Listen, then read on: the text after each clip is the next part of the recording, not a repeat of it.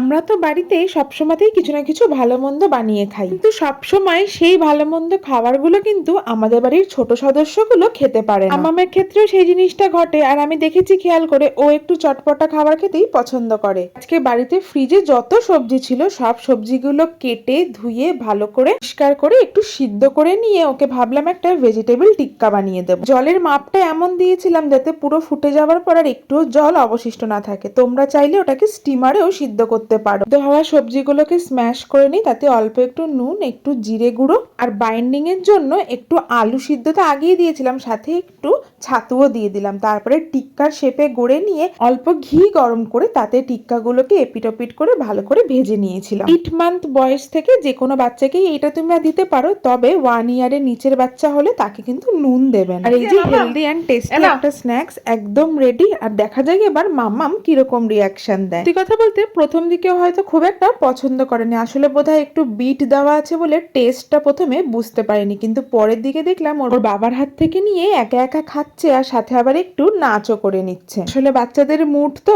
কখন কি হয় সেটাই বোঝা দেয়। দিয়েছে, মুখে দিয়েছে।